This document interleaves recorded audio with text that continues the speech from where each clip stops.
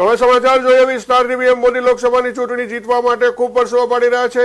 દેશના જુદા જુદા ભાગોમાં દરરોજ રેલીઓ યોજવામાં આવી રહી છે। તે જ સમયે વડાપ્રધાન નરેન્દ્ર મોદી મંગળવારે મહાકૌશલના નક્સલ પ્રભાવિત સંસદીય ક્ષેત્ર બાલાઘાટમાં જનસભાને સંબોધન કરશે।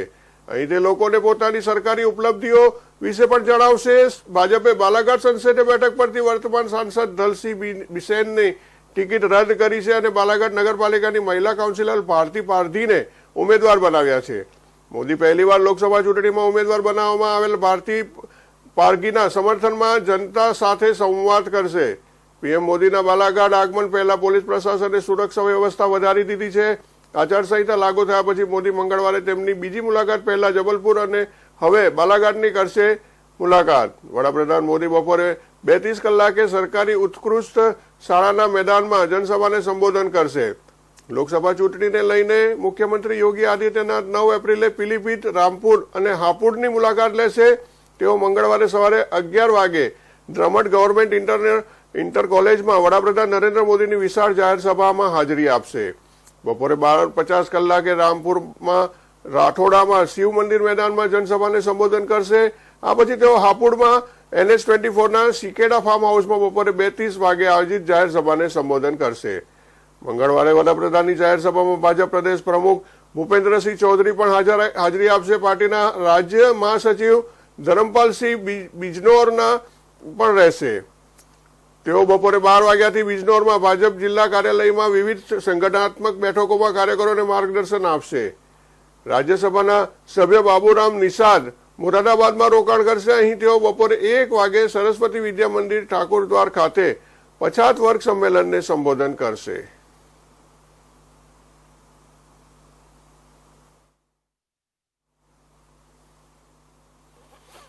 બીજી તરફ વડાપ્રધાન નરેન્દ્ર મોદીએ સોમવારે 8 એપ્રિલે મહારાષ્ટ્રના ચંદ્રપુરમાં જણાવ્યું કે 2024ની લોકસભા ચૂંટણી સ્થિરતા વિરુદ્ધ અસ્થિરતા વચ્ચેની ચૂંટણી છે।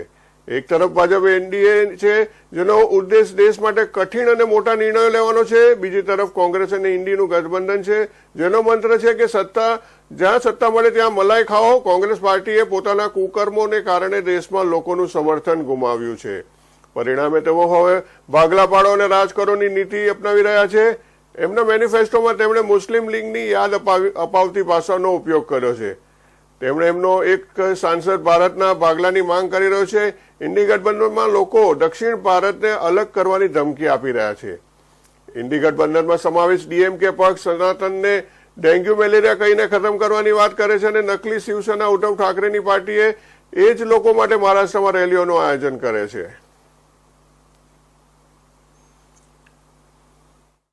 राष्ट्रीय अध्यक्ष ने एक और बयान दिया है। उन्होंने कहा है कि मोदी देश में जहां जाता है दूसरे राज्यों में जाकर के वहां कश्मीर और आर्टिकल 370 की बातें क्यों करता है। आप मुझे बताइए, क्या ये कांग्रेस की विभाजनकारी सोच है कि नहीं है। कश्मीर हमारा है कि नहीं है, पूरे हिंदुस्तान का है कि नहीं है, हमारा सिरताज है कि नहीं है। क्या कश्मीर के लिए ये भाषा हमें मंजूर है। जब छत्रपति शिवाजी महाराज ने दिल्ली सल्तनत से मोर्चा लिया था तब उन्होंने क्या ये कहा था कि दिल्ली में जो हो उसे मेरा क्या वास्ता। क्या कभी छत्रपति शिवाजी महाराज ने कहा था। क्या लोकमान्य तिलक कभी सोच सकते थे कि पंजाब में जलियांवाला बाग हत्याकांड हो तो उसे महाराष्ट्र का क्या वास्ता। कभी नहीं सोच सकते। जब कश्मीर आतंक की आग में झुलस रहा था, कश्मीरी पंडितों के घर जलाए जा रहे थे, तब स्वर्गीय बाला साहब ठाकरे खुलकर कांग्रेस के खिलाफ आए थे।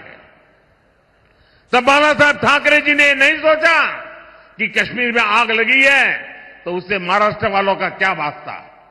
मुझे खुशी है कि हमारे एकनाथ शिंदे जी और उनकी पार्टी बाला साहब के विचारों को पूरी मजबूती से आगे बढ़ा रही है।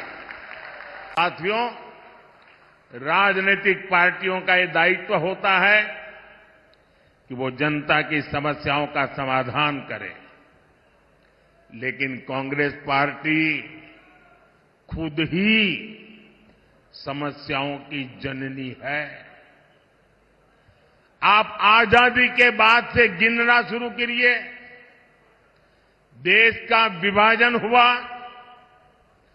मजहब के नाम पर ये विभाजन किसने करवाया? किसने करवाया? किसने करवाया? देश आजाद होते ही कश्मीर में समस्या खड़ी कर दी गई। कश्मीर में समस्या किसने पैदा की? जरा पूरी ताकत से बताइए, दिल्ली तक आवाज जानी चाहिए। ये कश्मीर को किसने मुसीबत में डाला? हमारे आसपास ही दुनिया के कई देश आजाद हुए, वो हमसे कहीं आगे बढ़ गए, लेकिन हमारा भारत पिछड़ता गया। तब ज्यादातर समय देश में किसकी सरकार थी? देश दशकों तक आतंकवाद का शिकार रहा। आए दिन कहीं भी बम ब्लास्ट हो जाते थे। तुष्टीकरण के लिए आतंकवादियों को संरक्षण कौन देता था? आतंकवादियों को संरक्षण कौन देता था? देश में नक्सलवाद जैसी समस्या इतनी विकराल हो गई। ये लाल आतंक किसकी देन था? किसकी देन था? साथियों, आजादी के 7 दशक बाद तक राम मंदिर का 500 साल पुराना विवाद बना हुआ था। अयोध्या में राम मंदिर के निर्माण पर अड़ंगा कौन लगाता था? अड़ंगा कौन लगाता था? कोर्ट में किस पार्टी के लोग भगवान राम के अस्तित्व पर सवाल उठाते थे? कौन सी पार्टी के वकील सुप्रीम कोर्ट में जाकर कहते थे कि राम मंदिर पर फैसला न सुनाए? किस पार्टी ने राम मंदिर प्राण प्रतिष्ठा आयोजन का बहिष्कार किया? किस पार्टी ने दशकों तक बाबा साहब आंबेडकर को भारत रत्न नहीं मिलने दिया? इतने दशकों से हमारे लोग पिछड़ा वर्ग आयोग को संविधान का दर्जा देने की मांग कर रहे थे।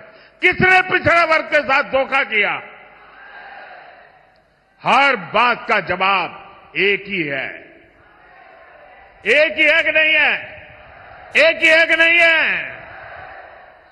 साथियों, पिछले 10 वर्षों से कांग्रेस सत्ता से बाहर है।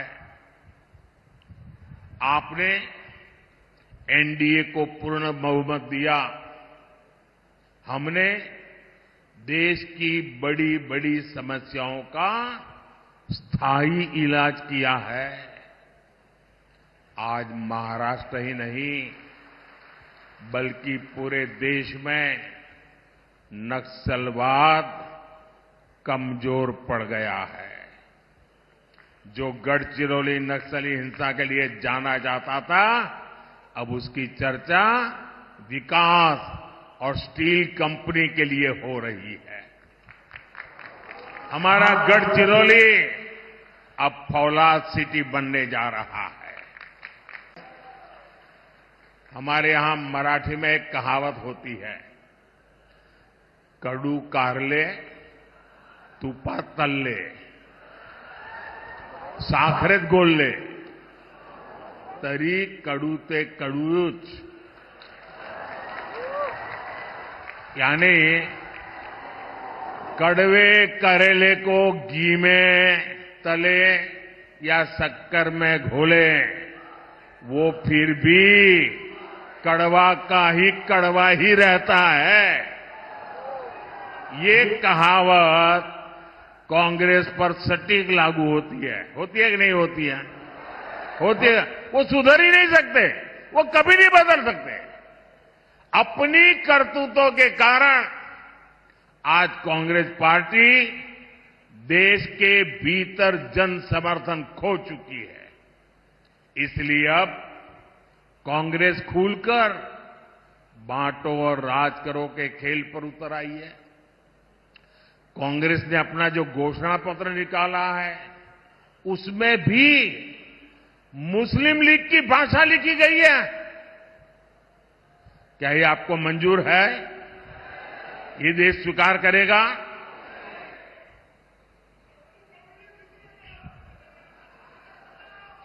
इनके सांसद भारत के एक और विभाजन की बात कर रहे हैं। इंडिया अलायंस के लोग दक्षिण भारत को अलग करने की धमकी दे रहे हैं। इंडिया अलायंस में शामिल डीएमके पार्टी सनातन को डेंगू, मलेरिया कहकर उसके खात्मे की बात करती है और कांग्रेस नकली शिवसेना वाले उन्हीं लोगों को महाराष्ट्र में लाकर उनसे रैली करवाते हैं। अभी 2-3 दिन पहले ही कांग्रेस के राष्ट्रीय अध्यक्ष ने एक और बयान दिया है। उन्होंने कहा है कि मोदी देश में जहां जाता है दूसरे राज्यों में जाकर के वहां कश्मीर और आर्टिकल 370 की बातें क्यों करता है? आप मुझे बताइए, क्या ये कांग्रेस की विभाजनकारी सोच है कि नहीं है? कश्मीर हमारा है कि नहीं है? पूरे हिंदुस्तान का है कि नहीं है? हमारा सिरताज है कि नहीं है? क्या कश्मीर के लिए ये भाषा हमें मंजूर है? जब छत्रपति शिवाजी महाराज ने दिल्ली सल्तनत से मोर्चा लिया था, तब उन्होंने क्या ये कहा था कि दिल्ली में जो हो उसे मेरा क्या वास्ता? क्या कभी छत्रपति शिवाजी महाराज ने कहा था? क्या लोकमान्य तिलक कभी सोच सकते थे कि पंजाब में जलियांवाला बाग हत्याकांड हो तो उसे महाराष्ट्र का क्या वास्ता? कभी नहीं सोच सकते। जब कश्मीर आतंक की आग में झुलस रहा था, कश्मीरी पंडितों के घर जलाए जा रहे थे, तब स्वर्गीय बाला साहब ठाकरे खुलकर कांग्रेस के खिलाफ आए थे। तब बाला साहब ठाकरे जी ने नहीं सोचा कि कश्मीर में आग लगी है तो उससे महाराष्ट्र वालों का क्या वास्ता। मुझे खुशी है कि हमारे एकनाथ शिंदे जी और उनकी पार्टी बाला साहब के विचारों को पूरी मजबूती से आगे बढ़ा रही है।